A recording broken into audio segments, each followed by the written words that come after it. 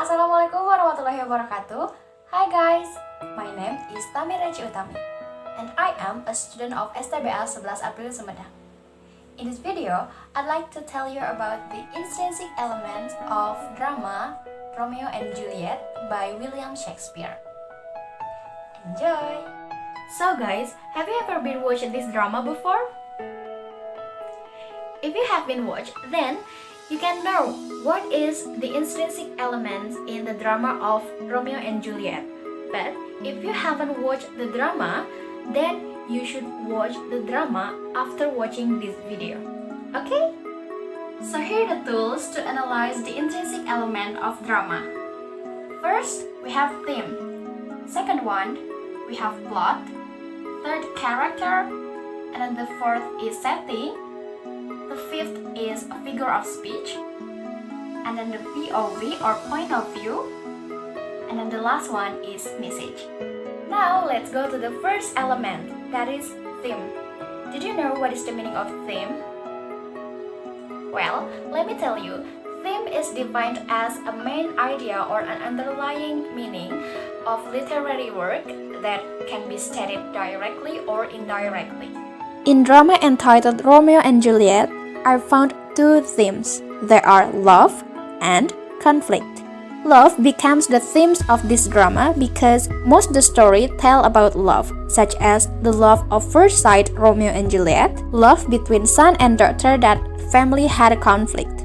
It also tells about the tragic love that should be ended with their death. Besides love, in the drama of Romeo and Juliet, it also tells about some conflict, such as the conflict between Romeo and Juliet family, that is Montague, and Capulet. It also shows the conflict between Tybalt and Romeo that killed Tybalt in the end. The second one, we have plot.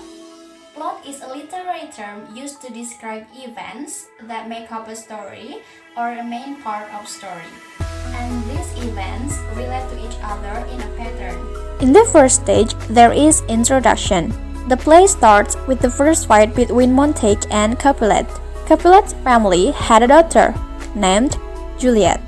Montague's family had a son named Romeo. In the second stage, there is conflict. Romeo and Juliet fell in love for the first sight, but they don't realize if their family are mortal enemies. In the third stage, there is climax. Juliet's mother told Juliet that she would marry Juliet to a man named Paris, but Juliet refused because she only loves Romeo.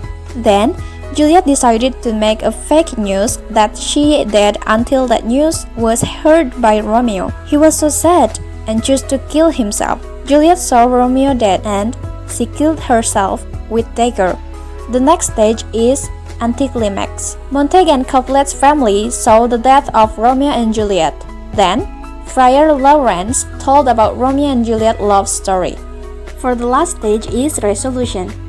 In this stage, Montague and Capulet agree to end their violent feud.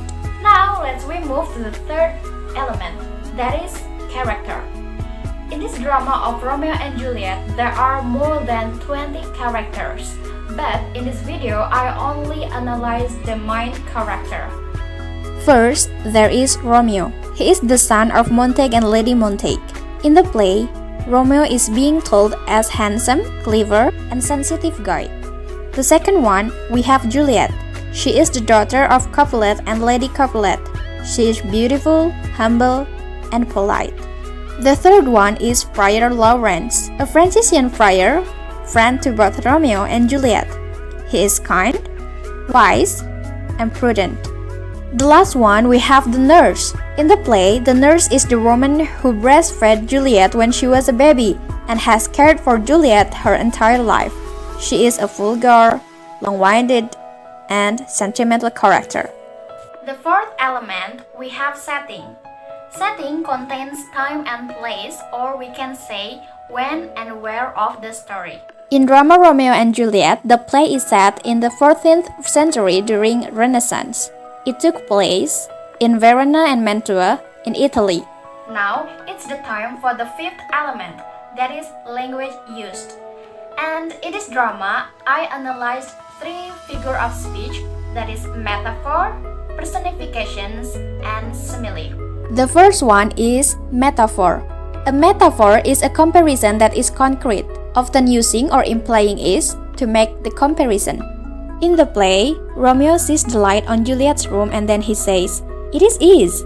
Juliet is the sun." The second one is personification. This figure of speech means that the author is giving human attributes or actions to something non-human. Romeo personifies Juliet's eye by saying, "Her eyes discourses. I will answer it." The last one is simile that makes a comparison between two different things to highlight their similarities. Simile in Romeo and Juliet is spoken by Romeo. He told, "Is love a tender thing?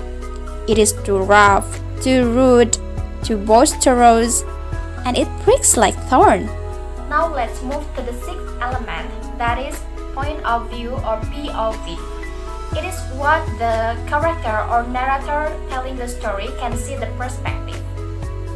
Romeo and Juliet is written from the third person omniscient because by this POV, the narrator is not a character of the story but can see into the minds of all characters and can report what is said and done. We can also see the third person pronouns such as he, his, hers, it, its, they, and them used in telling story. Finally, we move to the last element in intrinsic element, that is message. Message is something that the audience can learn or think about after they watch the drama.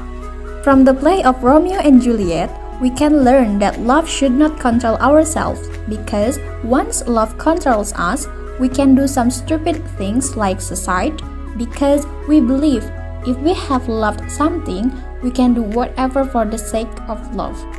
The second one, we don't have too much in loving someone or something.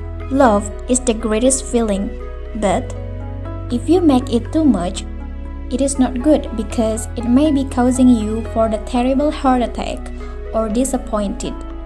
The last message that we got from the play of Romeo and Juliet is that love can be a peace upon they who believe in the power of love. So that's all the intrinsic element in the play of Romeo and Juliet. After watching this video, I hope you are interested to watch the drama of Romeo and Juliet. Thank you guys for your attention and see you on the next video. Billahi taufiq wal hidayah. Wassalamualaikum warahmatullahi wabarakatuh. Goodbye!